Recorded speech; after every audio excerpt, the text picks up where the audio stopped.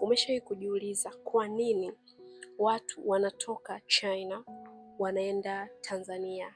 Wanakuja Tanzania au wanatoka Tanzania wanaenda China kutafuta fursa? Jibu ni rahisi sana, iko hivi. Fursa ni kile kitu ambacho wewe unakiona kipya wakati wengine wanakiona cha kawaida na wameshazoea kukiona. Kuna kitu kinaitwa paradox ya fursa, yaani kwamba kuna mtu anatoka China anakuja Tanzania, na kuna Mchina anatoka kwao anakuja Tanzania, na kuna Mtanzania anatoka Tanzania anaenda China kutafuta fursa. Issue ni kwamba kile ambacho wewe umezoea kukiona na unakichukulia kawaida, kuna mwingine anakiona ni fursa. Mara nyingi mazingira mapya yanabadilisha mtazamo. Yaani mara nyingi mazingira mapya yanakupa jibu ya lile swali ambalo umekuwa ukijiuliza mara kwa mara. Environment, different questions. Tuchukulie mfano, Mchina anapotoka kwao anakuja Tanzania, anakuja kukuta kuna bodaboda 500, mfano bodaboda ziko 500 mtaani. Anapiga mahesabu, hizi bodaboda ziko mtaani 500. Tiles ni 2.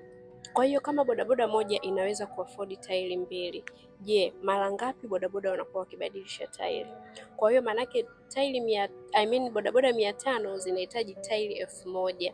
Na ni nani ambaye ana supply hizo tairi? Anakuja kukuta kwamba labda suppliers ni wachache.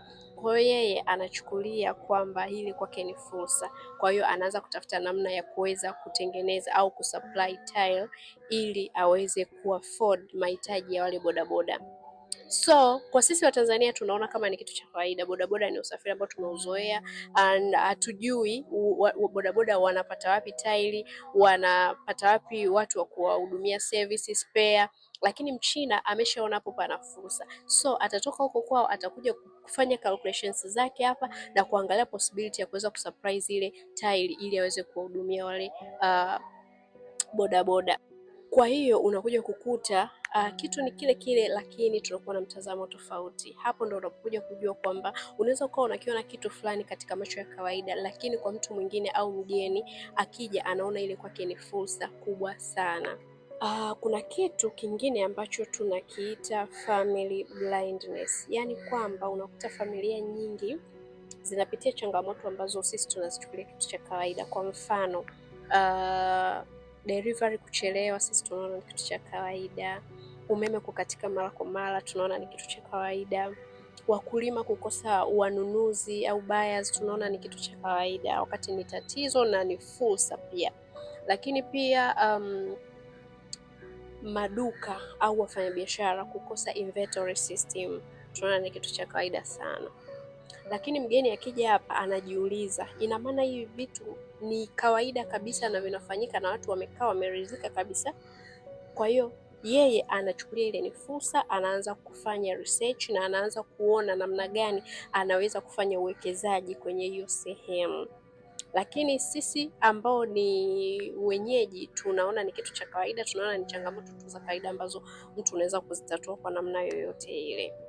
Kitu kingine unakuta kwa mfano China bidhaa moja labda ni $1, ambayo hiyo bidhaa Wachina wao wanaiona kila siku na wanaichukulia tu ni kitu cha kawaida, kwa sababu ni kitu ambacho wanaishi nacho, suppliers wanaishi nao, umeona. Lakini huku Tanzania kuna Mtanzania ambaye yeye amefika China na ameona ile bidhaa Tanzania ni inatafutwa na inahitajika sana na kuna soko. So yule Mtanzania ataona kabisa kule ni opportunity, kwamba nikichukua hizi bidhaa kwa $1 kule naweza nikaenda kuuza hata kwa $2, $3 na kuendelea. Kwa hiyo yeye anapata opportunity, lakini pia ana uhakika wa soko. Kwa hiyo hapo yani inakuja kuwa issue ya knowledge gap pamoja na creativity, umeona. Na unakuta mtu kama huyo ana mtaji wa kutosha, kwa hiyo akishaona kitu cha namna hiyo na anajua kabisa Tanzania ni product ambayo inatafutwa na supplier anamjua, basi kwake inakuwa ni sehemu ya yeye kuanza kufanya hiyo biashara vizuri. Kwa hiyo cross border inasaidia sana kuweza kuona masoko mawili tofauti. Yani inakusaidia wewe kuweza kujua product base, au unaweza nikasema source au suppliers, lakini pia unajua market iko wapi na naendo vipi hii biashara. Advantage kubwa ya foreigners, wao wana full information lakini wana fresh eyes. Wao wana uwezo wa kuona opportunity, hata kama hilo eneo ni local vipi, wao wanaona hapa pana opportunity. Kwa hiyo wanachuja na wanachambua na wanajua tunaanzia wapi na tunaweza kuliteka vipi hili soko. Lakini pia wana network ya supplier networking, wanajua suppliers ni kina nani na tunawapata vipi na tunafanya vipi biashara. Kwa hiyo wao wana advantage kubwa sana sana sana, tofauti na wewe mwenyeji ambaye umekaa na umerelax na unaona kabisa hapo pana fursa lakini hujaiona kwa jicho la tatu. So kwa kumalizia, kaa chini, tafakari na uangalie, je, ni matatizo gani labda 50, tafuta matatizo 50, 20 ambayo yanahitaji suluhisho na hilo suluhisho halipatikani, na au bado soko lake ni kubwa linahitaji suluhisho la kutosha. So nenda China, au Mchina anakuja Tanzania kwa ajili ya kutafuta suluhisho la hilo tatizo ambalo ameliona kwenye eneo lake. Baada ya hapo utaweza kutengeneza pesa nyingi na unaweza kusupply kwa wateja wa kutosha hiyo huduma ambayo wewe unataka kuianzisha.